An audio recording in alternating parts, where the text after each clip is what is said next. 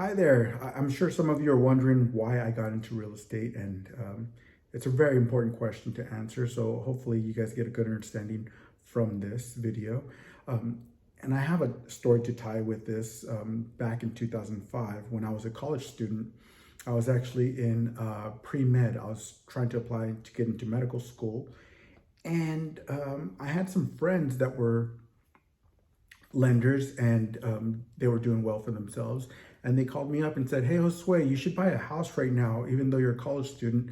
Don't let that rent money go away." And I that made sense to me, but I thought in the back of my mind, how am I going to buy a house? I'm getting ready to finish my post-baccalorates. If I don't get into medical school, these student loans are going to kick in, and I don't see any income coming in at the moment, since my intentions are to get into medical school. I won't be looking to get into a career at the moment.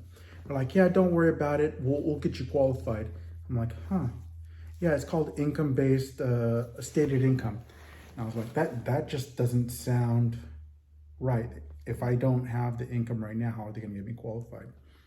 Anyhow, I went ahead and started taking a look at some properties, and then I spoke with the realtor, and told him my concerns, and told him, "Hey, you know what? I'm not quite sure if I'll be able to maintain the monthly payments. I'm worried about rents, if I'm going to rent out the rooms, and potentially I might relocate and go to medical school at some other location. So I'll have this burden here." And they really said, "Well, if you don't really have income coming in and you can't prove that the income is going to be coming in, and they're trying to qualify you based on a source of income that's not really yours, you probably shouldn't be buying a property right now, and wait until after medical school and then pursue buying a home at that point in time." I thought they were kind of pushing me away, but at the same time, I felt like, you know what? That was some valuable information. I should take that into consideration. And sure enough, a couple months later, the housing market crashed. It went straight down. So if I would have bought something, I probably would have been short selling or foreclosed on. So I would have had terrible credit, plus my student loan debt.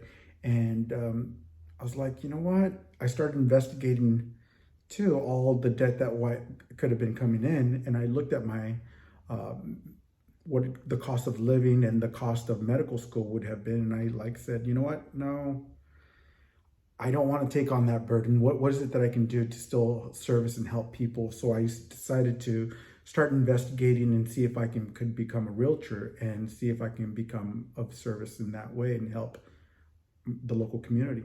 So here I am, helping out my neighbors and helping you out, hopefully. And that's how I got into real estate. Basically figured out that I could be of service without having to be a doctor. I can still be of value to our community.